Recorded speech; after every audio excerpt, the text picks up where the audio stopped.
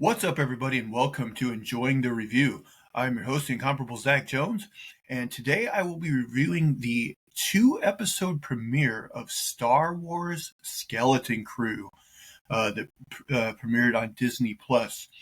I usually do this at the end, but I want to do quick plugs, is that I now have a Blue Sky account. If anybody is interested, you can follow me over there. Same handle as on Twitter, which is at Zach Jones Live. That's ZachJonesLive. So come on over, give me a follow, say hello, ask me anything you like. We can have some. I know a lot of people have, for good reason, turned on Twitter. So if you like, come on over to Blue Sky, give me a follow, and we'll have some fun. All right. So before, by the way, guys, I'm going to do deep dive spoilers on both of these episodes. But before I do, as always, I like to give kind of a spoiler-free impressions of the show. So where I'm at after these first 2 episodes, I'm going to score these first 2 episodes at a 6.5 out of 10. I generally enjoyed them, but at the same time, I get this feeling of, deja vu where I'm like, I've seen this all before. I've seen in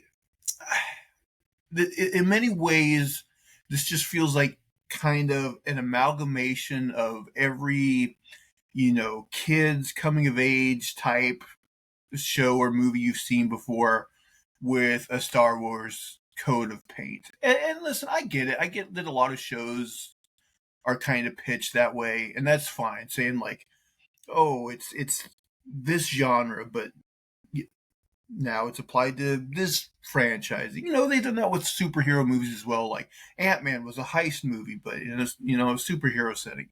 And so I'm totally fine with that. In fact, some people act like, oh, Hollywood is devoid of any kind of originality, and so it's terrible. I don't really put as big of a premium on originality because I think things can be both unoriginal and fantastic. And listen, I've also seen movies that I would categorize as very original and terrible. So originality in and of itself does not necessarily mean quality. And I think some people get that conflated. I think my problem with this show more than anything is I never, at least in these first 2 episodes, I never really had any sort of sense of discovery or wonder or like, oh, they did that with this genre. That's not something I've never seen. No, it seemed like everything I saw was just like, okay, yep, I've seen this before. Now how is that Star Wars paint over it, And so my hope is that going forward, they do something where I'm like, oh, I've never seen this genre quite do that before, make that point before, and not just be like the only difference is that it has that Star Wars gloss over it. Again, nothing I can really say in these episodes like I bumped up against where I'm like, oh, that's terrible. I was just kind of, I don't know if bored is the right word. It's just I've seen this kind of like show / movie / story so many times told in other things where I'm just like, oh yeah, I recognize that character archetype, that parent child relationship, that conflict, and so I'm hoping that this show can surprise me a little going in the future, because I think that's my main criticism. As I was just in these first 2 episodes, I was never surprised. I was just kind of passively viewing it and being like, okay, yeah. So with those initial thoughts out of the way, guys, let's get into spoilers. Let's break this bad boy down. So episode 1 is entitled "This Could Be a Real Adventure." So like a lot of Star Wars properties, I don't think they didn't do it as a scroll. They kind of just did it as like disappearing like sentences. But they had some text up front, like a lot of Star Wars property. And it reads thusly: Since the fall of the Empire, the New Republic has maintained order. And yet, remote hyperspace routes are increasingly plagued by piracy. These pirates boldly brand their armored hulls as a sign to all ships: surrender or die. So, they're doing this like pirate theme, which I'm okay with. But I'm like, is piracy any more special in this time period than it was in like previous time periods? Because I know, for example, the Clone Wars cartoon, I believe, had like a pirate type character that would show up from time to time. So like they've had like piracy in Star Wars, like I think throughout the timelines. So I don't know like if it's really any more special of a thing in this time period. By the way, I didn't read like any of the like PR stuff ahead of time going into the show. Like I assume New Republic, that means this takes place after Return of the Jedi. And so I don't know if this is happening in like the concurrent time period of like The Mandalorian and those other Disney Plus shows. So like I don't know if it's possible that we could get a cameo from like, one of those characters or like Ahsoka or so I'm not entirely sure if it's in that same exact time period, but I believe those other shows, right, are uh, in the wake of Return of the Jedi as well. So maybe it's a possibility. I'm not entirely sure.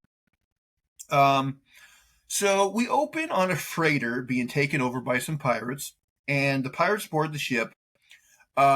Many of them are killed by the crew of the freighter, but eventually they have more men basically, and they win out. And the character that turns the tide for the pirates is this kind of dog like uh, creature named Brutus, who's apparently very good with guns. He's a good shot, and so they win the fight. The pirates are led by Captain Silvo, who wears a full face helmet. Now, they don't explicitly say it at the end of the second episode, but I assume that this Captain Silvo is Jude Law's character. That would make sense given where we find Jude Law's character in the second episode. So yeah, I assume that's him, but we'll see. So he has the captain of the freighter thrown out of the airlock because he wouldn't open the vault, and he has one of his crew members open the vault. He tells his crew that he knows times have been tough, and he's like, I bet you guys have lost faith in me. But he's like, now you're going to get what you want: cold, hard credits. So they open up the vault. Brutus goes inside, and he finds exactly one, I guess, New Republic credit. So, of course, the crew starts turning on Captain Silvo. And when he realized, like, the crew is going to mutiny him, like, he starts throwing punches and, trying to fight them. And then we transition kind of a hard cut, and we're introduced to, I guess, the main protagonist, or one of them, of our story, a boy named Wim.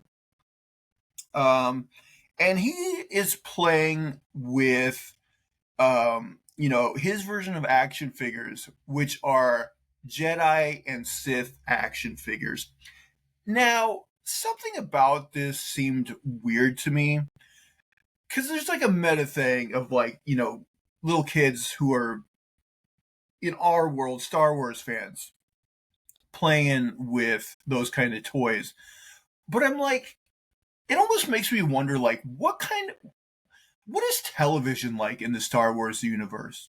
Like, do all the planets get Like, are they, like different, you know, countries on Earth where like they have some sort of streaming system and like they'll get like shows from other planets and stuff.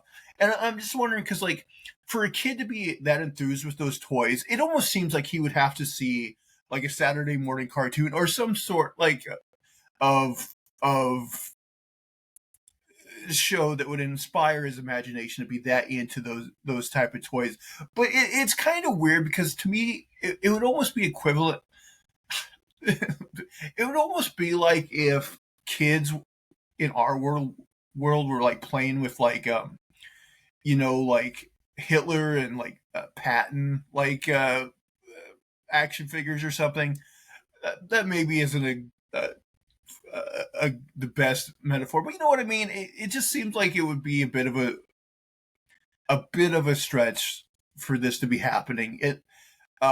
But back to the like TV thing, it makes me also wonder like when the Empire was in charge, would they have been making like propaganda television where like like the Jedi are the enemy and the rebellions are terrorists. It might actually be kind of cool for maybe like a one-off Disney Plus show for them to do like a like Empire produced like propaganda film. That could be fun maybe. Um, but yeah, when I saw him playing with the Star Wars toys, um, it just made me wonder like what's the news, what's the television scene like in um the Star Wars universe that would like make kids very wondrous about you know the Jedi and the Sith and lightsabers and everything like we are. It. I don't know. There was a meta thing going on there that just kind of made it seem weird to me, but maybe that's what would happen. So Wim's dad Wendell gives him some money to live on since he's going to be very busy with work. And again, this is one of those things where like in so many of these movies, there's almost always a child parent relationship like this, where like the parent is just always busy with work, never has time for the kid. In fact, it kind of reminds me of another kind of pirate themed movie, Hook, where like the Robin Williams character and his son, same thing, where like he was always like busy with work and wasn't going to his kids' baseball games or whatever. It's been forever since I saw that movie, but I'm pretty sure that was kind of one of the things in there. But it's not just that. I mean, you've seen this in countless other things as well. Um, he tells Wim that there should be a repair droid coming by to look at the garage, which is something I thought, oh, that's definitely going to be a story point, and it ended up not being.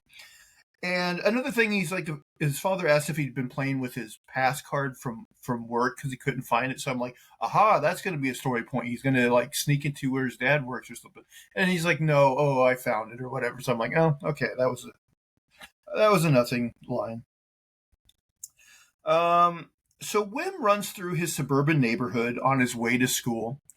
And I guess if nothing else, this is like something we've never really seen in a Star Wars property, is like just the idea that, hey, there are like worlds that are, somewhat comparable to us and have like, you know, it's not all just like massive like cities or whatever. Like, no, there's like suburban areas that kind of remind us of our suburbs and whatever. So I'm like, okay, that's that kind of cool, I guess.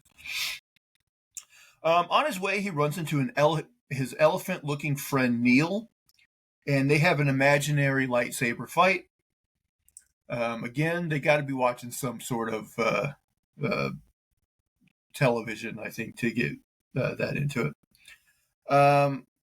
We also kind of get the sense there that they're kind of like some of the more dorky kids in class, and like even like there's like a girl that sees them doing it and is like, "What are you guys doing?" Like that kind of thing. Anyway, they get on the school bus, the school tram, and as they're going, Wim sees some kids drive by on a speeder. and you can tell like he's fascinated by them. And I mean, they constantly give you the sense that Wim is kind of like bored with his life and he craves some sort of adventure, and that's going to be a theme throughout the show. So we cut to Wim in class at school. He gets caught drawing rather than listening to his teacher. That's another thing you can tell. Like, you know, he's I guess an unconformist. You know, he wants to. He craves like adventure. He likes to use his imagination. He doesn't want to conform to the like kind of boring things going around him. So Wim's class gets talked to by Undersecretary Farah, and she says that tomorrow there is a career assessment test. She refers to them getting jobs as contributing to the great work and asks them how they will contribute. I found this like this was the first sign that like this like city they're in is kind of a weird society. Like maybe there's like something not on the up and up with this town. And in episode 2, we get even more confirmation. In fact, I would say so far in this show, this is the one thing that's piqued my curiosity the most. Is just like, what's the backstory of this planet? Because there does seem to be like something weird about it. So she's basically going around asking the kids, "Hey, what are you going to be?" And like all these kids are saying like boring jobs, because that's I guess either that's what they're into or that's what they think they're expected to say. And Wim tells her that he wants to help people that are in danger, you know. And I think like somebody's like, that's a security droid's job. And you're like, I think even his friend like mentions like, you basically said you want to be a Jedi, you know, which is of course what he does want to be. So class gets out. Neil tells Wim that he has a crush on their classmate Runa, who I don't know if we actually saw or not. And I don't even know if this will come back around. Like maybe like they'll eventually come back to this planet and like Runa will see him being heroic and like it'll just be like a nice little thing where they strike up a friendship or something. Who knows? They may never address it again. So the kids, the two girls we saw earlier on the speeder break down. And then, we go back to Wim and Neil are walking home. Neil goes into his house, and Wim sees that his family, he's got like parents and like a bunch of siblings, and they all greet him warmly when he gets home. Wim, of course, you know, this makes him feel kind of bad because his dad is kind of absentee because he's just a workaholic. So he's like very envious of Neil in this moment. So one of the girls from the speeder, who we will later on find out her name is KB, tells the other kid, Fern, that they need a power converter. That's always a thing in these Star Wars things, right? The old power converters. So another kid on a speeder shows up and kind of makes fun of them and tells them that, you know, something like maybe it's good they broke down so because he was going to beat him in some sort of upcoming race they had scheduled or something. You know, he was talking trash, whatever. So Fern runs home and she's late getting home. And because she's late, her house droid, she kind of like tells him like has him erase like part of his memory so that the droid doesn't know that she wasn't home. And she lies to it and says, "Oh, she was just upstairs or whatever." So we find out that Fern is Farah's daughter, the woman who spoke at the school. Farah tells Fern that she is at the top of her class again, and we get the sense that she puts a lot of pressure on Fern to be the best.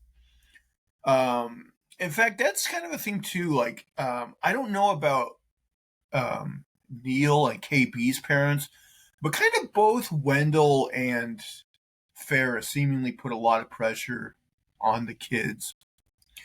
And so I'm guessing that when Farrah and the other parents find out what happened with the kids leaving the planet, spoilers, um, that'll probably be a thing like her and Wendell talk about, is the fact that, you know, they're putting a lot of pressure on the kids.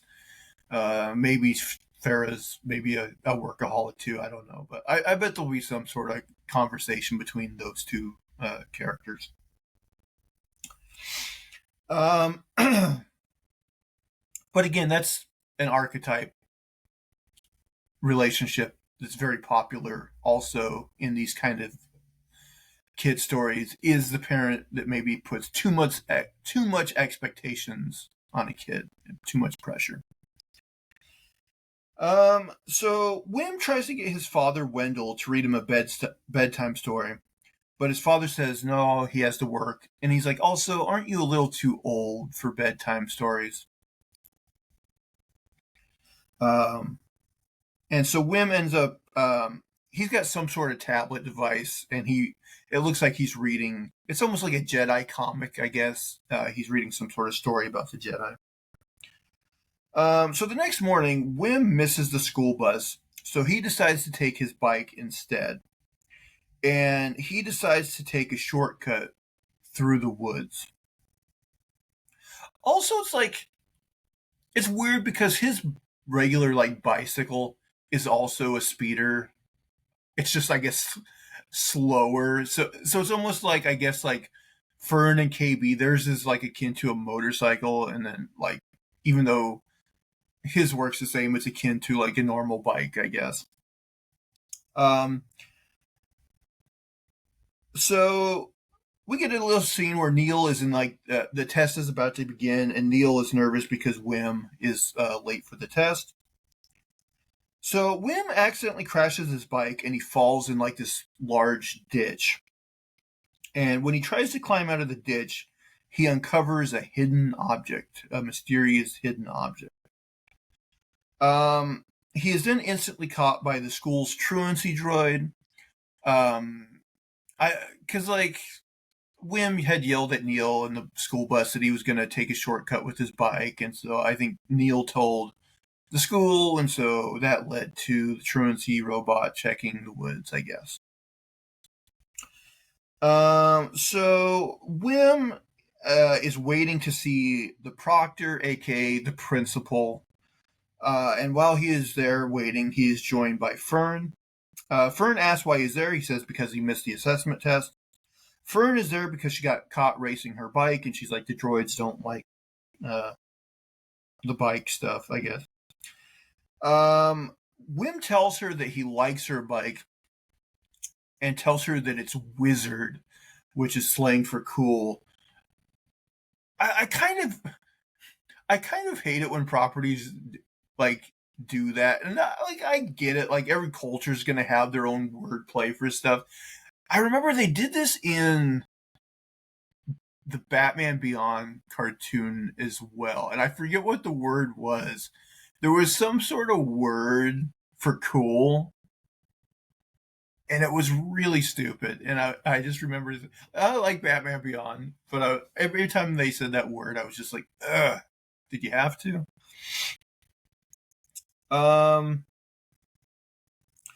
She tells him that the proctor made the last kid who missed the assessment test go underground and work in the mines.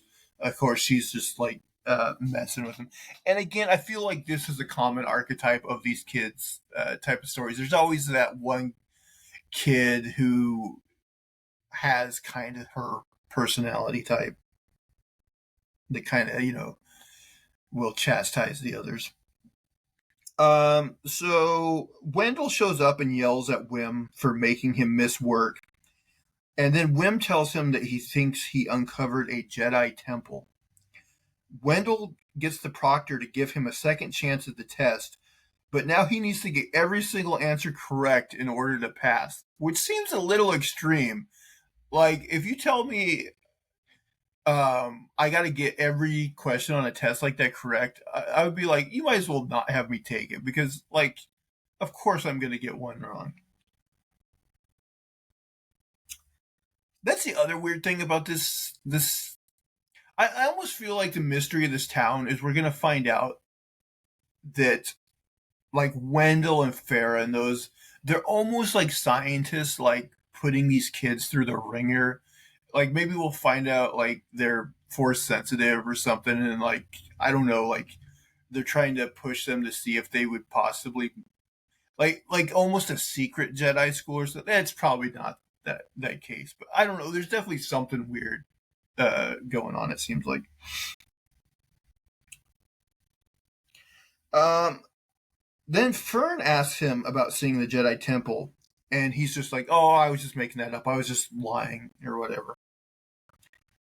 Now, I will say this is one thing where, like, I almost wish I didn't see the trailer to this show, because in the trailer they clearly show that the buried object is a spaceship. And so there was absolutely no mystery in this for me where I'm like, oh, I almost kind of wish they didn't um, show that part in the trailer. I guess they kind of had to because they wanted to show that these kids were out on their own or whatever. But it's like it took that mystery away where I'm like, oh, I know it's not a Jedi temple. I know it's a spaceship. So after school, Wim gets Neil's help to help dig out what he thinks is a Jedi temple. And so it ends up that Fern and KB are already in the ditch hiding behind a rock. And I'm like, really? Because it, even if I forget in the school if he mentioned that, like, it was in a ditch or whatever, and, like, maybe she went and found it on her own or whatever. But the sense I get is like she followed him there, but then it's like, how did she get in that exact place without them seeing? And it seemed a bit convenient and unlikely. Again, I guess I'm picking apart a kid, what's ostensibly a kid's show, but still. Um, okay, so KB, again, she's this archetype of, like, the kind of preternaturally smart kid. Um, you know, she wears this, like, visor where I honestly think somebody was just like, hey, remember what's his name, Geordi from Star Trek? He looked cool, right? Let's give her something like that and make her look cool. Because I'm like, why does she need that? Like, does she have eyesight problems? Um, and it also, her headpiece, as we'll see, d- does a bunch of different stuff. And, like, even like when they first met her here, it has some sort of voice modulator on it that she used. So it's like, what can't it do? um, so they kind of have this kid thing where, like, Fern's like, oh, I claim claimsies on this thing or whatever, and then the boys are like, oh, she got us. Like, we didn't claim it first or whatever, kid stuff. I'm like, fine, okay. Um, so the boys agree that they'll dig it out, as long as they get a look on the inside. Uh, go inside and take a look. And, like, they have this conversation where Wim's like, oh, we'll get in there first, and then we'll do claimsies on the inside. Kid logic, and then they only get the outside. Um, so Wendell gets home and he notices that Wim is missing.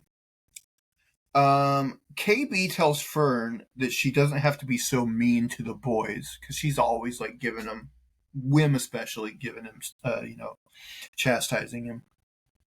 Um, so Fern believes that there's probably a power converter inside this thing. So that's kind of why she's there.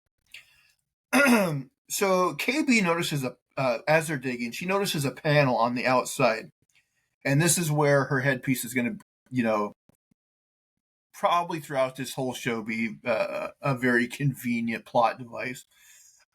She takes it, she plugs it into this panel, and it's able to open the door. So in the distance, the kids hear Wim's father calling for him, and they decide to kind of hide in the opening of this thing.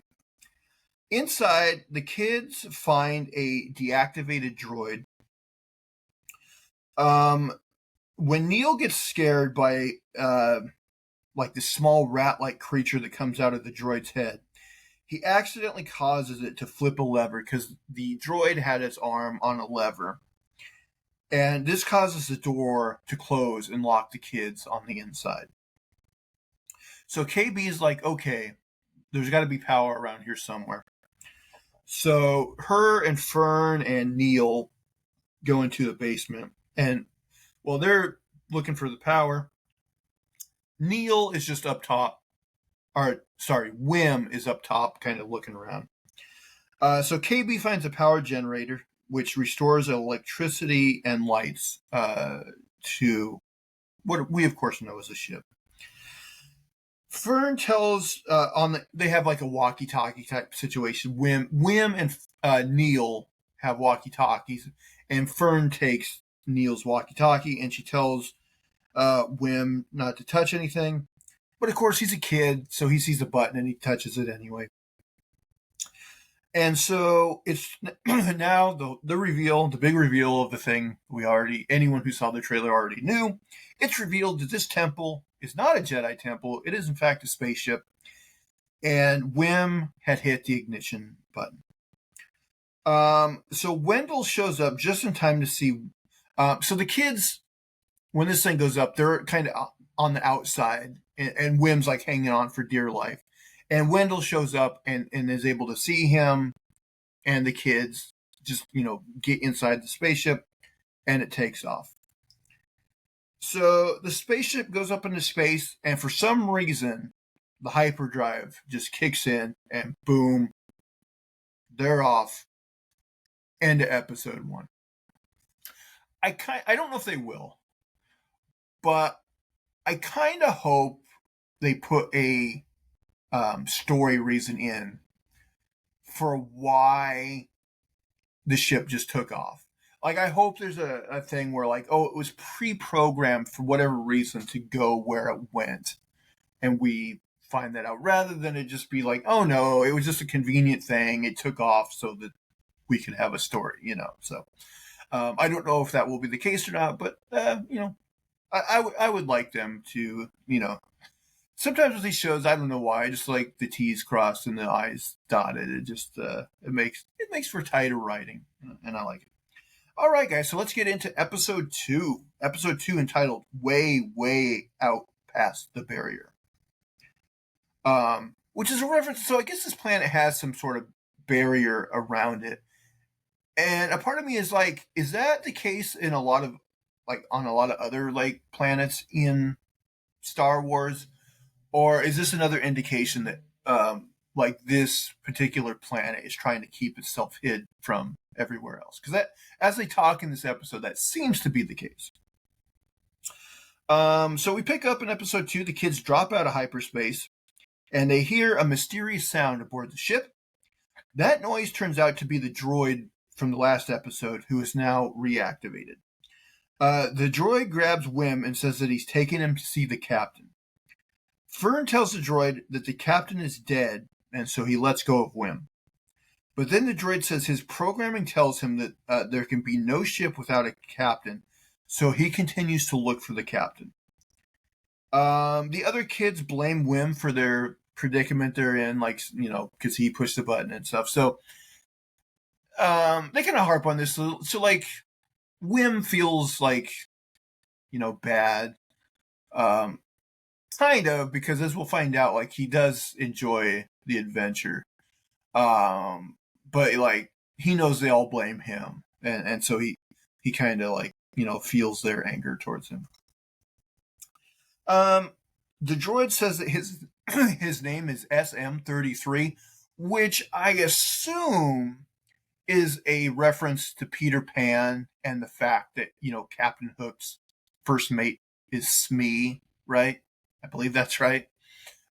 Maybe I'm just making things up, but I believe that's right. And so I assume SM-33 is a reference to Smee.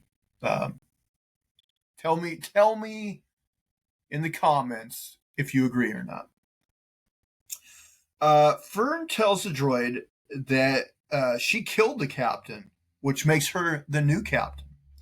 The droid agrees and says that Fern is the new captain.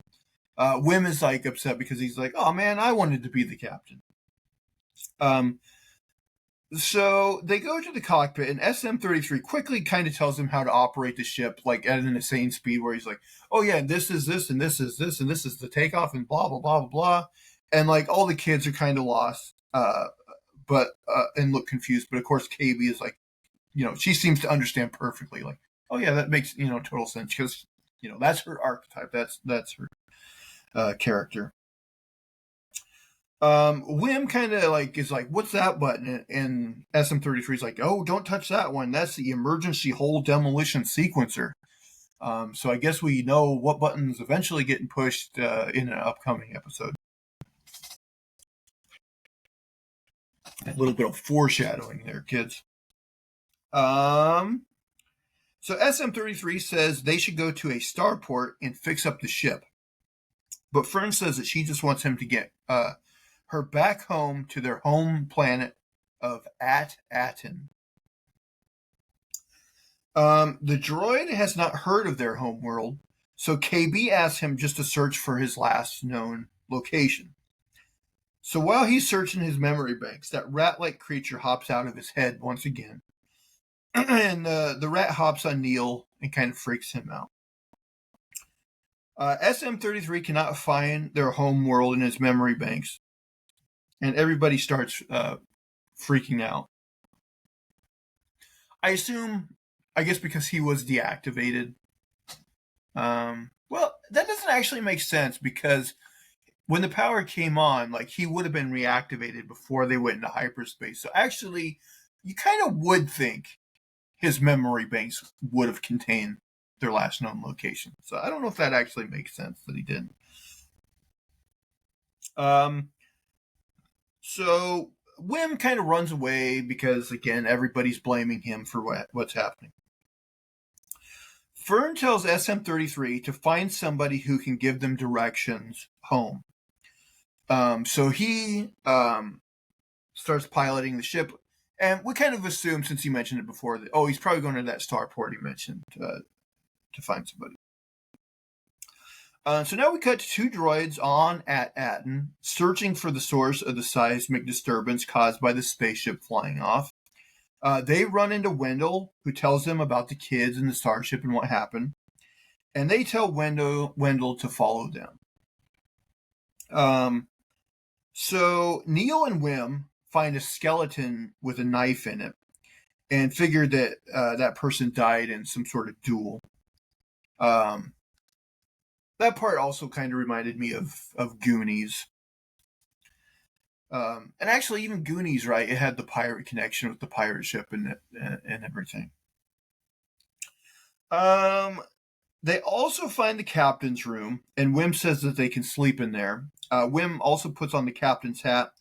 And so this is where we really get the sense that Wim isn't ready to go home. He's enjoying, finally, having adventure in his life. So SM-33 takes them to Port Borgo, which, as viewers, we can instantly realize is this pirate den, right? Even though the kids won't immediately recognize it for what it is. The kids are ferried to the port by a small alien creature. The creature wants payment, so Wim gives them one of his coins that Wendell gave him for his lunch money.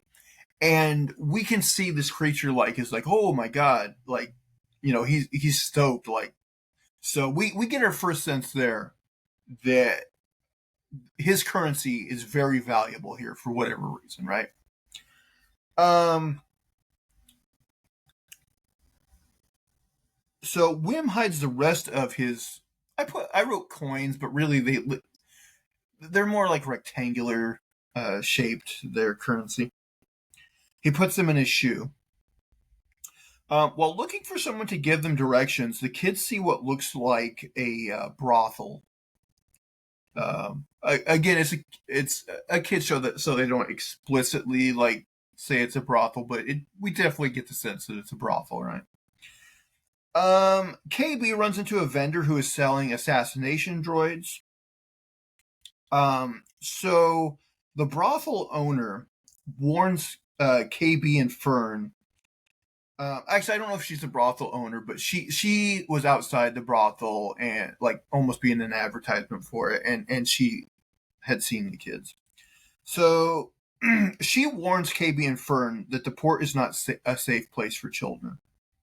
They tell the woman where they are from, but she kind of acts like either she hasn't heard of it or like doesn't believe them.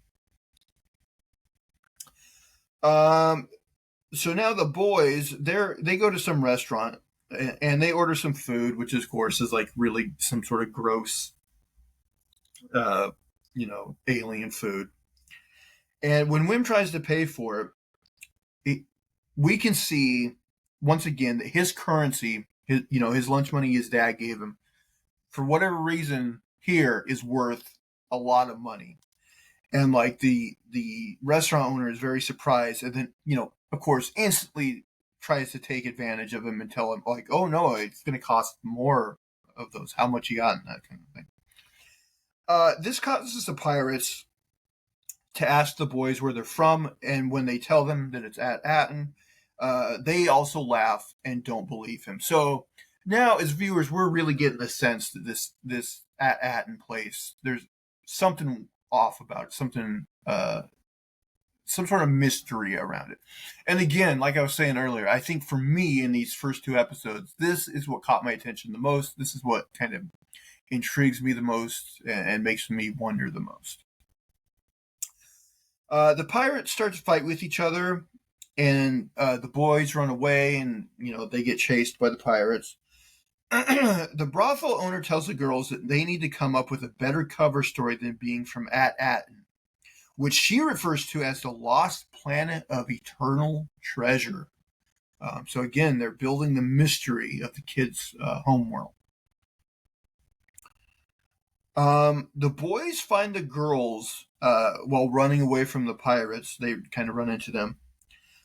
Fern fires a blaster shot in the air and then aims her blaster at the pirates.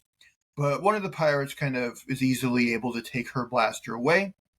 But then luckily SM-33 shows up to rescue them. And there's not a lot of like tension here. SM-33 just kind of easily beats all these pirates, very, very handily, very easily. While running back to their ship, they catch the attention of a mysterious man with like a weird eyepiece. Fern asks SM-33 why he took them to a pirate bay, and he says, because we're pirates. And Fern's like, we're not pirates, we're kids, SM-33 gets shot by Brutus, and we find out that the mysterious man with the eyepiece is part of Brutus's gang. And also, we got this sense in the opening kind of scene of episode 1 that Brutus is now the leader of that pirate crew. So the rat once again gets knocked out of SM-33's head, and Neil picks him up. So I guess they're, giving this relationship between Neil and the rat. Brutus tells his men to lock the kids up in the brig, and that's what happens. So while in the brig, Neil tries to get the rat to get the keys to the cell, but it doesn't work because, of course, this is one of those cells where you can actually see the keys. But like the rat goes to him and they're like, they're right there, and of course the rat doesn't get them. KB says that they need to find SM-33, fix him up, and get back to the ship. The girls tell the boys about the legend of At-Aten, which Wim doesn't seem to believe. He's like, yeah, right, like, there's something special about At-Aten,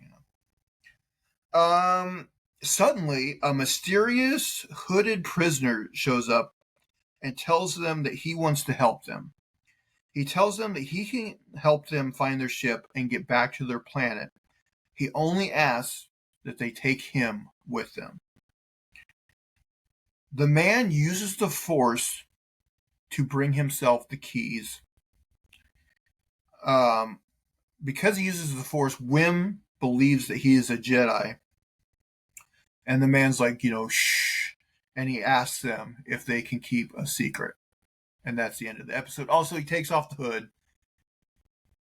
And it's God, why am I blanking on the actor's name now? God, I suck. But I said his name earlier too. But again, like, my guess, of course, is that he is Captain Silvo from the first episode, because that's probably what they would have done with him, if not kill him, would be just to put him in the brig. But then, then it's like, why, if he could have left the cell at any time, why didn't he? And seemingly, he's been hiding the fact that he's Force sensitive. You wouldn't think if his crew knew that he was Force sensitive, they probably wouldn't have put the keys in reach like that. So now, what are his motivations? You got to kind of figure that he is intrigued by the whole At-Aten thing too, and whatever legendary treasures on there. So, my guess is throughout this series, we will see him,